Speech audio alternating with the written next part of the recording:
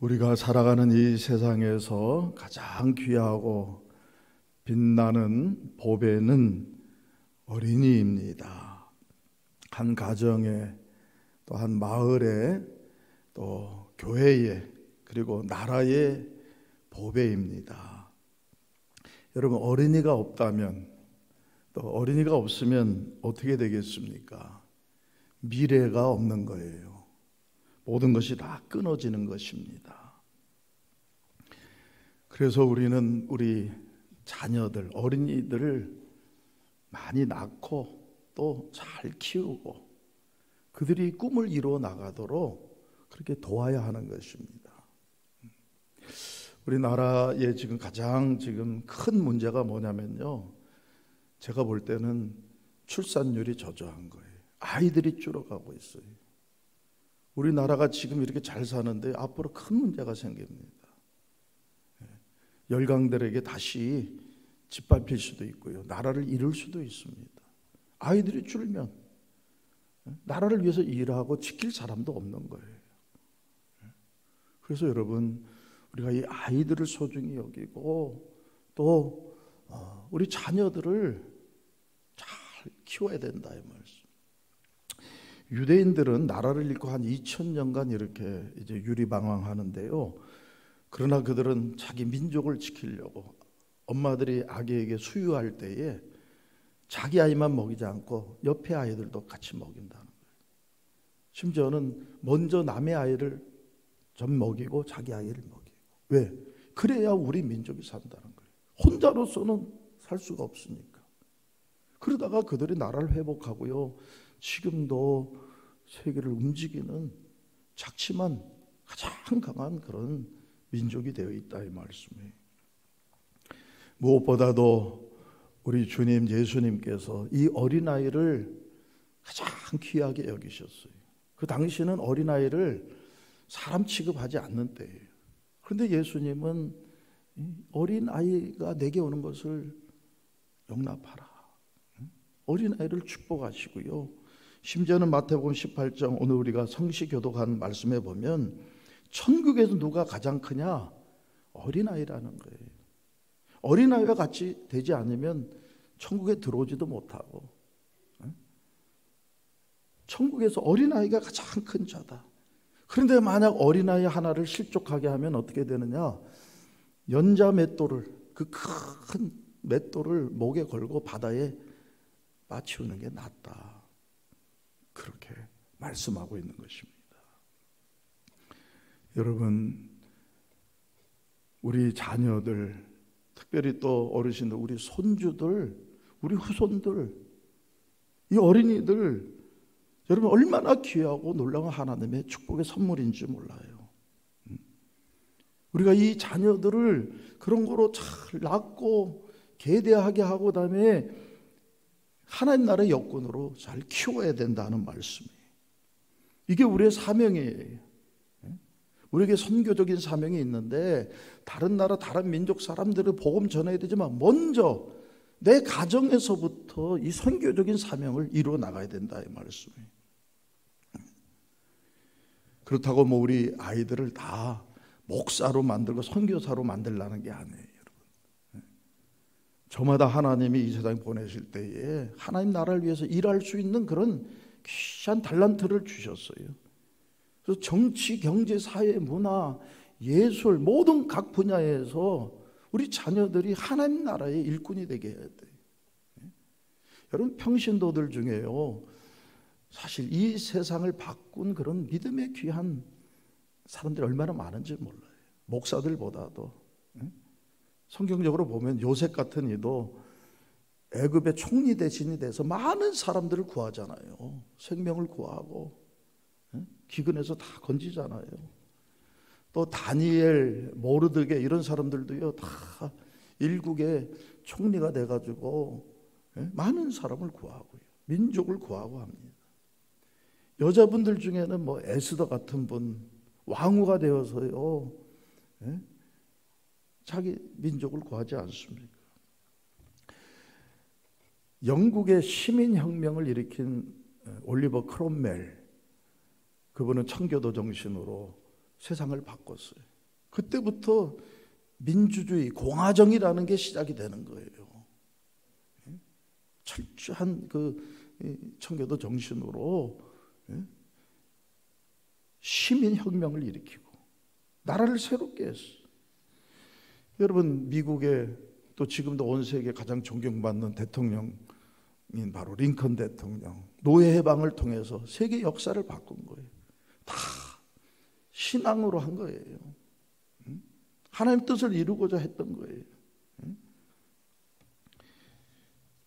과학자 중에도 보면요, 많은 과학자들이 믿음 안에서 하나님의 이 과학적인 이 법칙들을 알게 되고, 그리고 세상을 얼마나 많이 좋게 바꿨는지 몰라요. 존 뉴턴 같은 분도 그렇게 귀한 신앙인인데요, 사과나무에서 떨어지는 거 보면서 만류인력의 법칙을 발견해가지고 그 다음부터 이 근대 과학이 거기에 기초에 서서 엄청난 발전하는 거예요. 근데 이 존 뉴턴이 하나님이 이렇게 사과나무가 위에서 땅으로 떨어지게 하는 것만 봤지, 이 사과나무가 땅에서부터 올라가서 하늘에 맺히는 것은 미처 생각하지 못했던 거예요. 그 당시에 실력으로는. 여러분, 하나님은 이 세상 모든 것을 이렇게 중력의 법칙에 의해서, 과학의 법칙에 의해서 떨어지기도 하지만요, 더 놀라운 하나님의 방법인데 그것은 생명의 법칙인 줄로 믿습니다. 땅에서부터 올라가는 거예요. 열매 맺게 하는 거예요. 생명의 역사가 이어지게 하는 거예요. 이것을 위해서 우리를 하나님이 부르셨고요, 우리 자녀들을 우리가 그래서 바로 키워야 되는 거예요.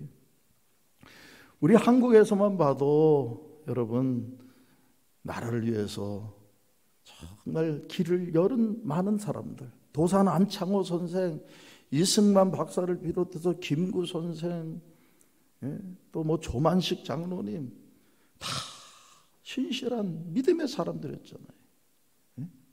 그래서 그 위에 이 나라가 세워지면서 지금 이만큼 우리가 지금 복되게 살고 있는 것 아닙니까? 한국의 슈바이처라고 말하는 장기려 박사님, 얼마나 귀한 하나님의 일꾼들이었습니까?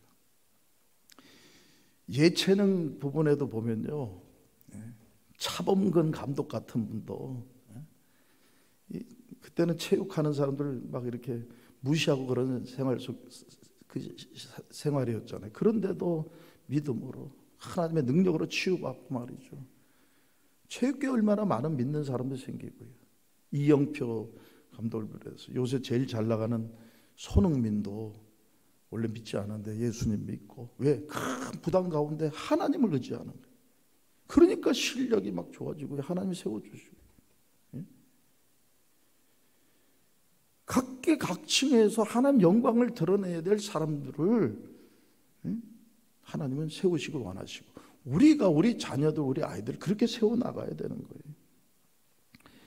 연예계도 뭐 엄청 많은데요, 제가 참 존경하는 분은 차인표, 신혜라 부부, 현과 정혜영 부부, 이런 분들 얼마나 선한 영향력들을 끼쳐나가는지 몰라요. 근데 그 신혜라 씨와 함께 또 요새 이렇게 많은 프로그램 하는 우리나라의 아주 국민 멘토라고 하는 오은영 박사, 그분이 이렇게 얼마나 선한 영향력을 끼치는지, 가정사역을 위해서 다 믿음의 사람이에요. 우리 개신교 신앙을 가지고 주님 안에서 여러분들 그렇게 공부하고, 그리고 때가 돼서 섬기는 것입니다. 제가 이 오은영 박사한테 좀 뭐라 그럴까요, 불만이 하나 있는데, 왜 인제 나와서 한 30년 전에 나와서 그 프로그램 했으면 내가 우리 애들을 얼마나 잘 키웠을 텐데, 내가 보면서 감동을 많이 받아요.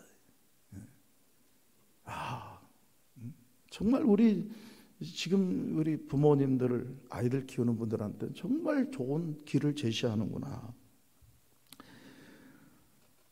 여러분, 얼마 전에 하늘 날아간 이어령 선생 같은 분, 학계와 문화계에서 얼마나 마지막에 예수님 영접하고요, 영적인 삶을 살면서 얼마나 거룩한 영향력을 끼치는지 몰라요.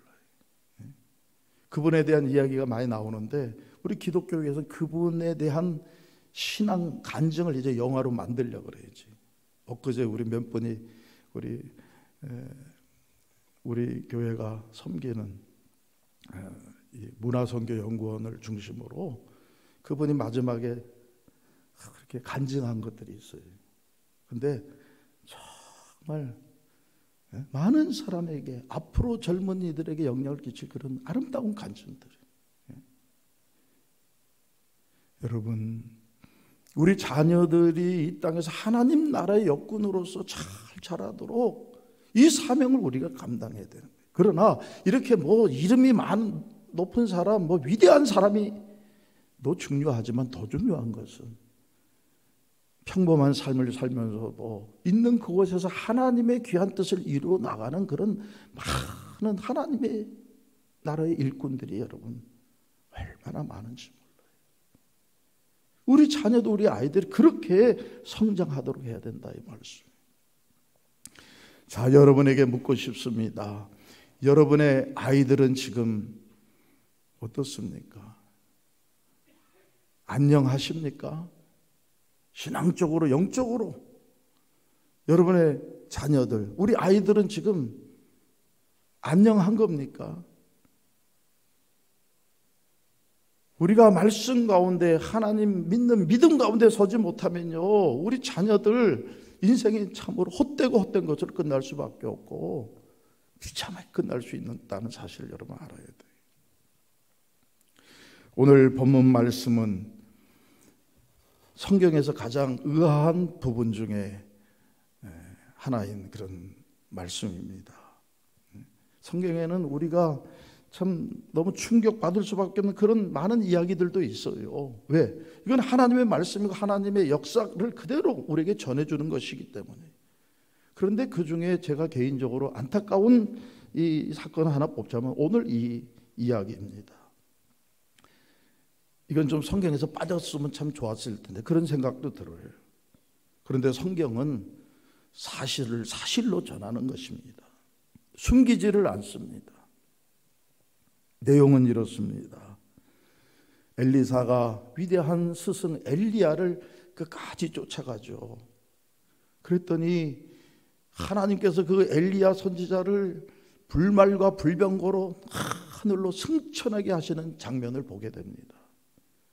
그리고 그가 기도했던 대로 그 엘리야가 자기의 겉옷을 다 엘리사에게 던져주는데요, 이것을 받을 때에 그의 영감과 능력이 갑절이나 더했다.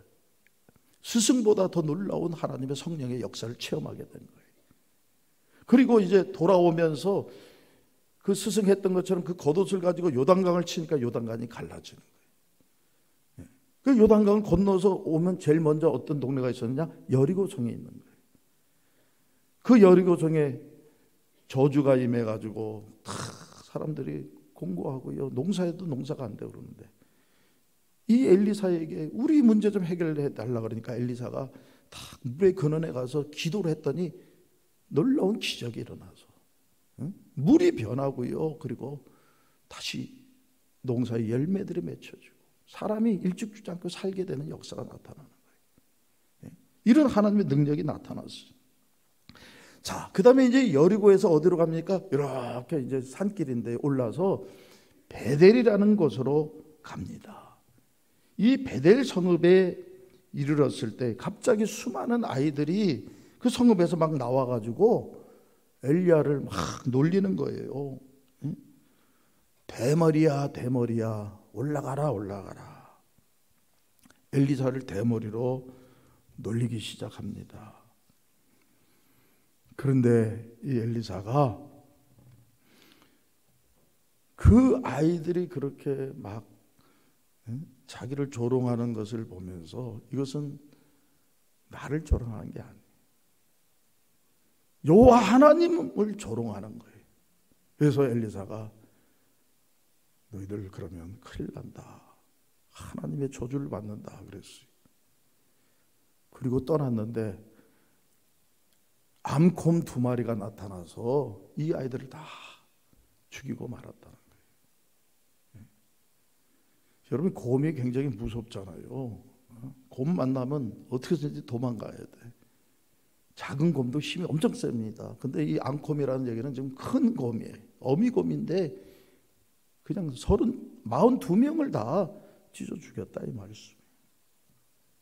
자, 이걸 가지고 기독교 적대 세력은 엘리사의 아이들 학살 사건이라고 이렇게 말을 합니다. 그리고 기독교를 공격하는 빌미로 삼는 거예요. 아이들을 그렇게 죽이는 하나님이시라면 그건 잔인한 하나님이 아니냐.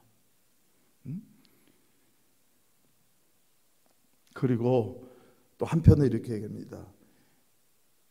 정말 하나님이 사랑의 하나님이라면, 신약에 나오는 그 사랑의 하나님과 같은 하나님이라면 이야기는 거짓이다, 조작된 이야기다. 그러면서 성경의 이 진실성과 성경의 절대성, 신뢰성을 무너뜨리고자 하는 이야기를 합니다. 바로 기독교와 성경을 반대하는 적대자들이 단골 메뉴로 이용하는 이야기가 이 이야기예요. 무슨 얘기입니까? 하나님이 어떻게 아이들을 그렇게 42명이나 죽일 수 있느냐?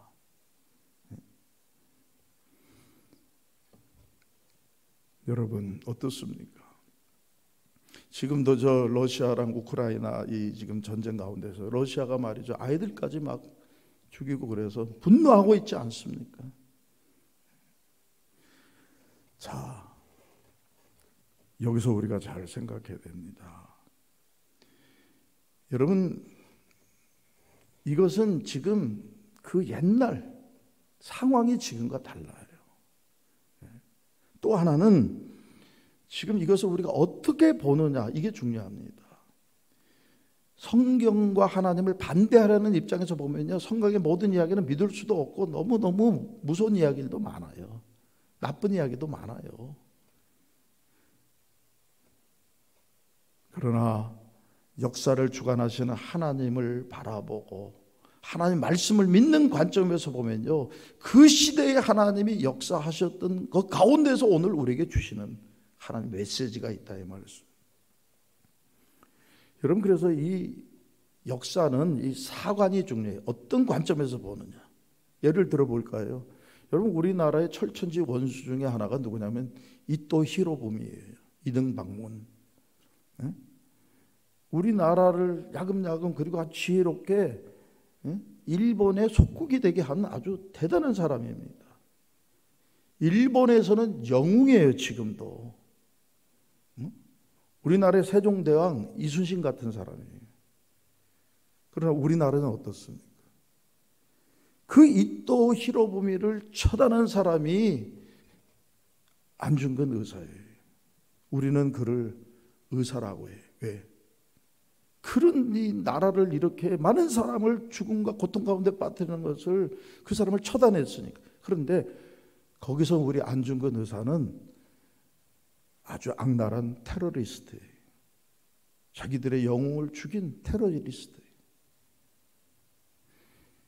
여러분, 성경을 우리가 어떻게 보느냐에 따라 달라지는 거예요. 또 이 시대적 상황을 고려해야 됩니다. 예를 들면 우리나라의 성군 세종대왕 얼마나 우리가 존경합니까? 그래서 우리 세종시도 생기고. 근데요, 여자 문제가 복잡해서 후궁들 많이 들였어요. 물론 왕족을 번성하게 한다고 하는 것도 있지만요, 그러나 기록에 보면 이렇게 후궁들 드리고요, 그 다음에 거들떠 보지도 않고 그랬다는 거예요.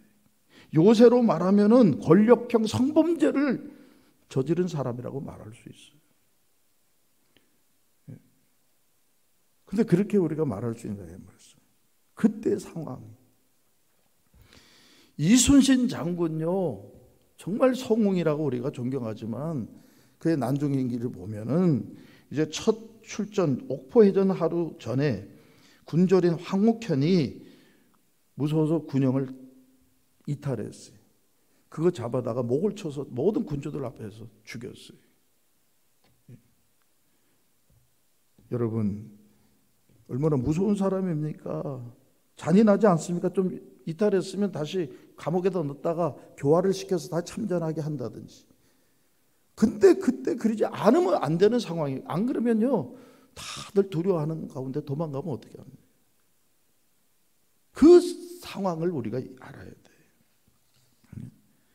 그를 인정머리 없는 잔인무도한 살인마라고 말할 수 없는 것입니다.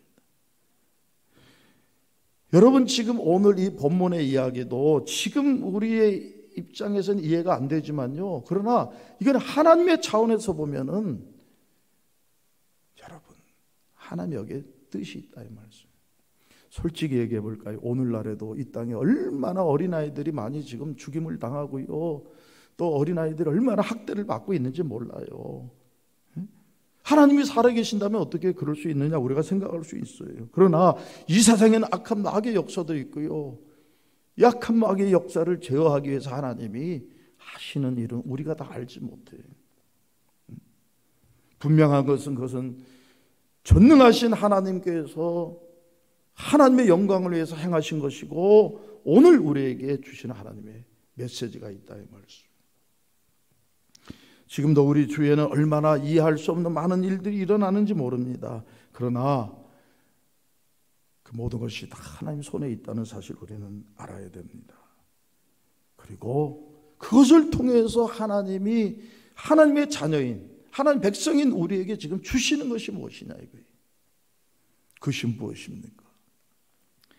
여러분, 우리가 우리 아이들을, 자녀들을 잘 키워야 된다는 얘기예요. 잘 훈육해야 된다는 거예요. 그런데 여기서 이 아이들은 어떤 아이들이냐, 여기 작은 아이들이라고 이렇게 번역이 됐는데요, 원래 히브리어는 나림 카타나임이라는 뜻인데 한마디로 제가 얘기하면요, 젊은 아이들이라는 뜻이에요. 우리가 보통 얘기 젊은 애들, 요새 젊은 애들 그러잖아요.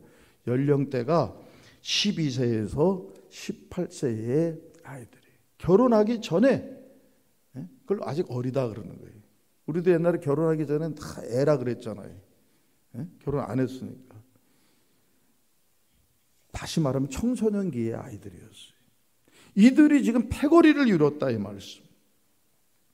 여러분, 이런 남을 조롱하고 막 그것도 하나님의 사람을 조롱하는 것, 이게요 혼자서 하는 게 아니에요. 패거리를 이루게 되면은 악화가 양화를 구축하고요, 막 나쁜 일들을 하게 되면서 지금 이렇게 그들이 하나님 역사를 대적하고 있다 이 말씀. 우리 아이들이 이런 데 빠지지 않게 해야 됩니다. 그래서 친구를 잘 사귀게 해야 돼요, 여러분. 우리가 자녀를 키울 때 가장 중요한 것 중에 하나가 친구 관리를 잘하게 해야 돼요. 누구를 만나냐에 따라서 사람은 달라져요, 애들이요. 그러면 여러분, 친구 잘 만나게 하는 제일 좋은 방법이 뭡니까? 그래도 교회에 나와야 돼.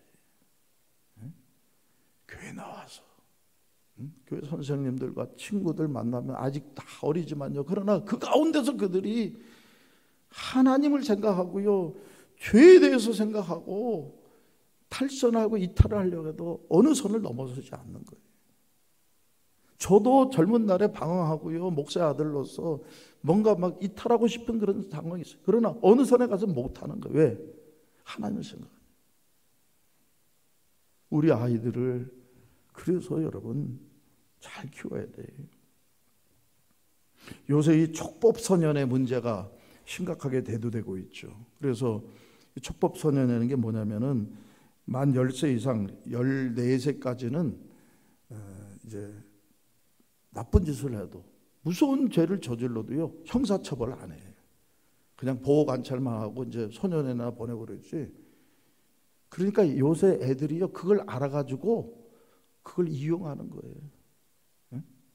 그래서 경찰한테 잡혀도 나 촉법소년이다 그러는 거예요. 사람을 죽이고도요.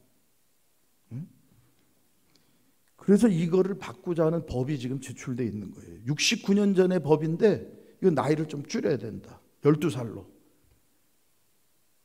근데 청소년들이 그러고요. 심지어는 어제 뉴스를 보니까 여중생이 초동생 남자아이를 성추행하고 자기가 촉법소년이 되기 위해서 날짜까지 조작을 했다는 거예요. 여러분, 우리 아이들이 지금 이런 악의 역사 앞에 노출되어 있어요.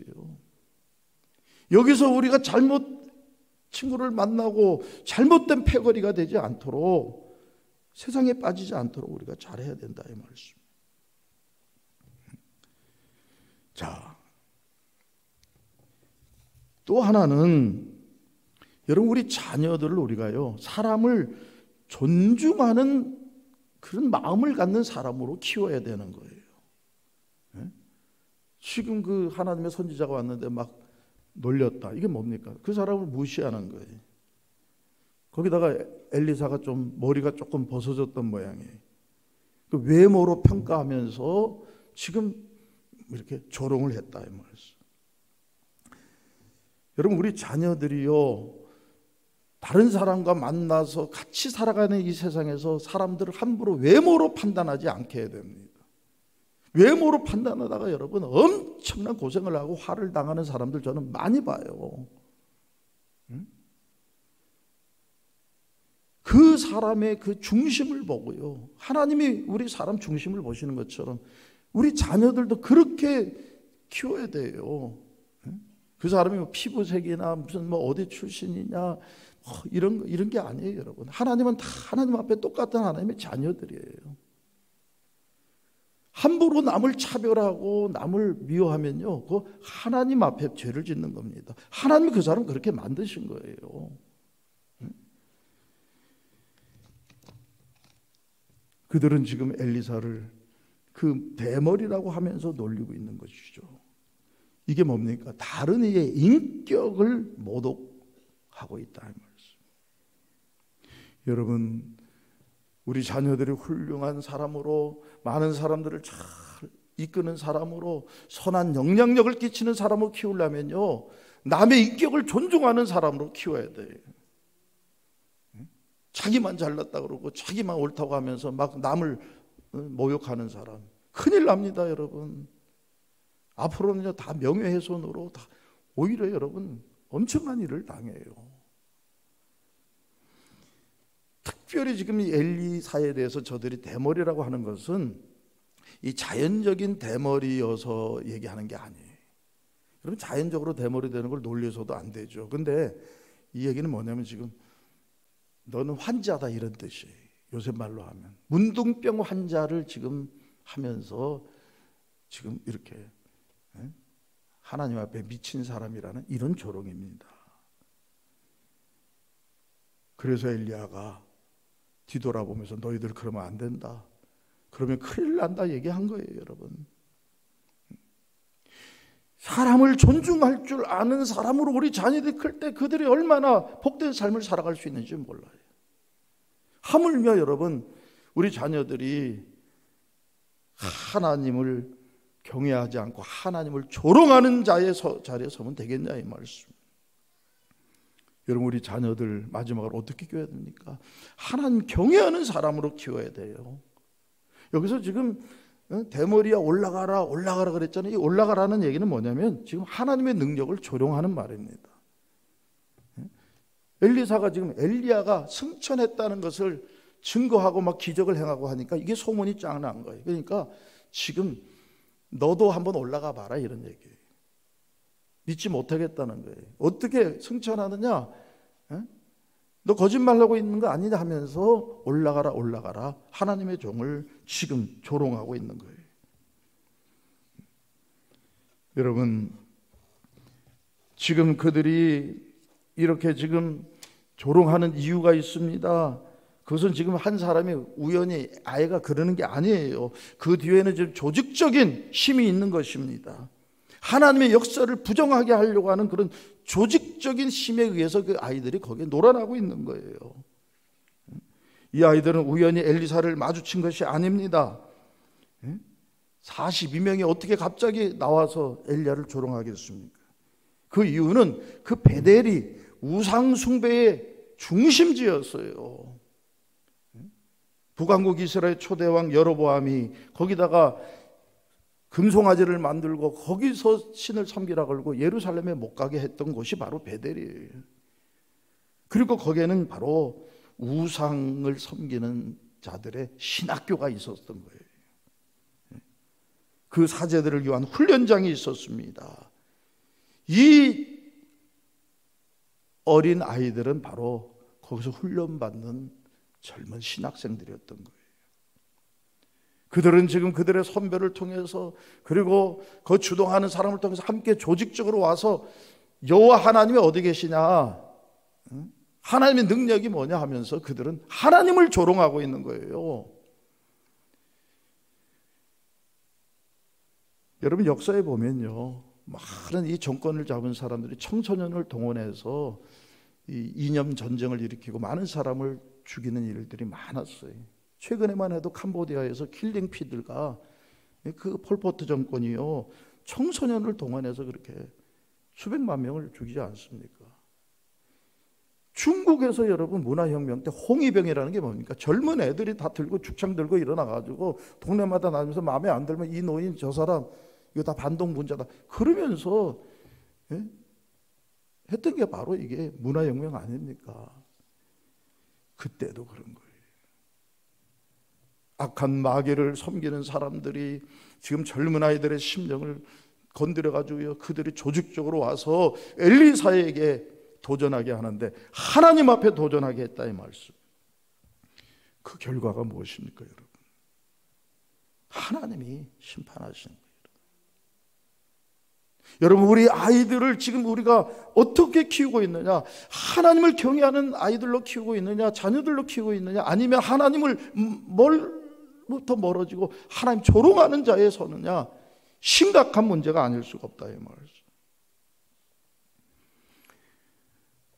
오늘 이 말씀 가운데에서 지금 우리 아이들은 정말 안녕한지, 우리 자녀들 정말 눈에 넣어도 아프지 않는 우리 손주들 지금 여러분 어떻게 자라고 있는지를 다시 한번 점검해 봐야 돼요.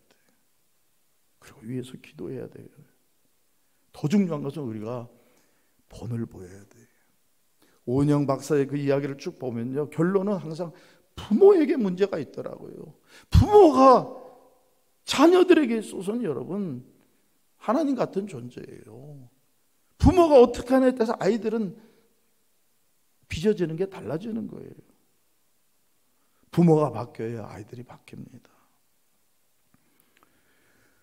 우리 자신의 신앙을 되돌아봐야 됩니다. 그리고 정말 우리가 우리 자녀들에게 이 신앙의 본이 되고요, 정말 하나님 섬기고 모든 걸 하나님 인정하고 하나님께 묻고 하나님께 순종하는 이런 모습, 교회를 중심으로 서로 사랑하면서 섬기는 모습, 남을 존중하고 이 사회에 거룩한 영향력을 끼쳐나가는 이런 모습을 보일 때 우리 자녀들이 정말 하나님 쓰시는 귀한 일꾼이 되는 거예요. 오늘 이 말씀 앞에 다시 한번 결단하고 여러분의 가정이, 여러분 자녀 후손들이 정말 하나님의 큰 은혜와 복을 받게 되기를 주의 이름으로 축원합니다.